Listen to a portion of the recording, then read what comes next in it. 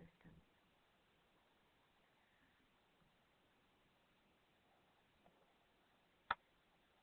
We have already done most parts of it, but let's revision now. I want to do the peripheral nervous system so that we put everything now in perspective. Now we're starting off with the peripheral nervous system, also known as the PNS, which we can see now that it's divided into the somatic nervous system and the autonomic nervous system. If you refer to your first lesson on the nervous system, you will see that we have drawn an outline. I'm now going to do it in detail and round off the section. The somatic nervous system is made up of the sensory neurons and the motor neurons, and these sensory and motor neurons link to the receptors and effectors. Remember again, motor neuron, effector, muscle. Sensory neuron, receptor, sense organs. And then we know also that the somatic nervous system is then also made up of cranial nerves and spinal nerves. All you have to know here, how many pairs of each. And they usually ask you this in the matching column. 31 pairs of spinal nerves, 21 pairs of cranial nerves. When we look at the autonomic nervous system, this is made up of the central nervous system, which we know, brain and spinal cord. And it's made up of the sympathetic and parasympathetic system, and also nerves in your smooth muscles and internal organs. These are involuntary muscles that we really have no say in how it works, and we're looking at like the digestive system and so forth.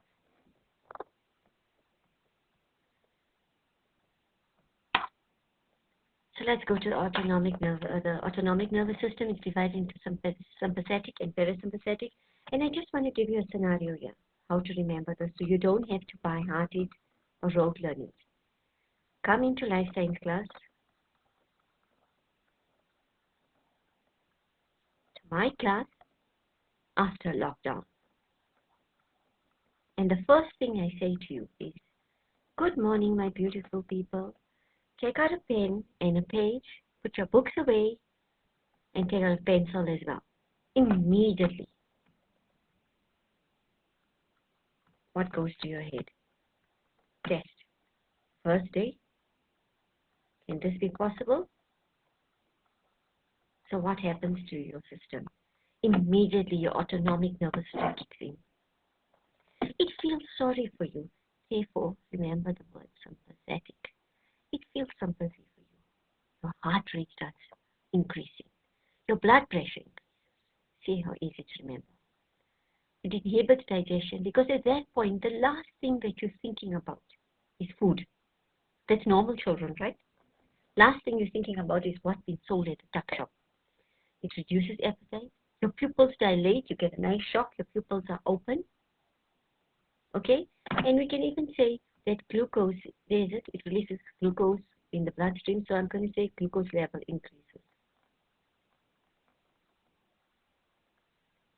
After that, when you take out everything, I say, okay, right, all I want you to do is to write for me what you did in life science during this lockdown period. Then suddenly you realize, okay, I've overreacted. Now, you can't stay in this condition forever. What do you have to do? You have to now cancel this. Your body has to cancel it, so you removed, or rather reinstated to homeostasis. Homeostasis, terminology, write it down, is maintaining a constant internal environment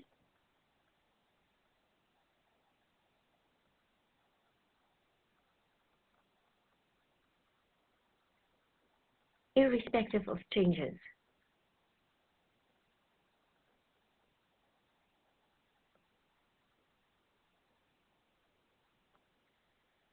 How's that? And usually these changes are outside of the body. So now, we're leading up to the next section, pack this, possible examination terminology, and now what happens? Parasympathetic. does the opposite now. It slows down your heart rate back to normal. It reduces your blood pressure back to normal. It stimulates digestion, increases appetite, constricts pupil, go back to normal. Let's add on one on salivation decreases. The mouth becomes dry. Salivation decreases. So this will be the opposite. You can do that one and that one. Right. Remember that the sympathetic system also works with a hormone called adrenaline. And let's park this.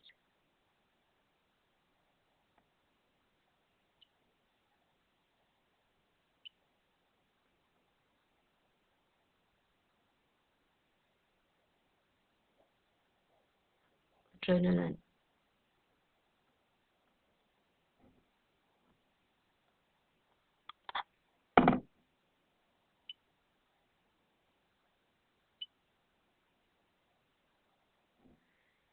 Okay, so the best way to learn this, guys, is to imagine that you come into class and someone tells you writing a test or something unexpected happens to you.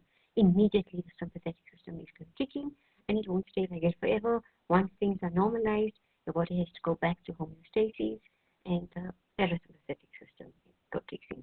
Try to remember, the sympathetic system feels sorry for you when you're in emergency. And here's a little diagram to help you along. Watch, pupils dilate.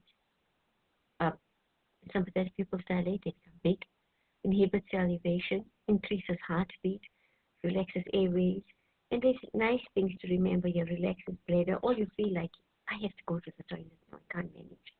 So you can learn this chart if you want to. Or you can learn from the previous note. Now we're on to diseases. The only two diseases you need to know for your syllabus is Alzheimer's disease, known as AD. This is irreversible. It affects people from the age of 60 years plus minus, and it's a gradual disease. It doesn't mean as soon as you're 60, you're going to have Alzheimer's. It's a neurodegenerative disease. Generative means your neurons start being automatically destroyed. What causes it? Shortage of neurotransmitter like acetylcholine. There's a plaque containing protein forms around the neurons. Eventually, the neurons become hardened. Symptoms: memory loss, reduced intellectual capacity, loss of judgment, and disorientation. Very brief, you have to know this. They hardly ask this, but it's also interesting to know. Multiple sclerosis, MS. Best way to remember, CMS, myelin sheath. The myelin sheath hardens over time, and eventually you get loss of muscle control coordination. It can happen to any person. It's more frequent happening in colder countries. Genetic factors play a role, and also environmental stresses. Symptoms: loss of speech, inability to walk, very important, and you find numbness in the legs and in the limbs, hands and legs. Still, eventually you're unable to walk. Loss of vision or double vision.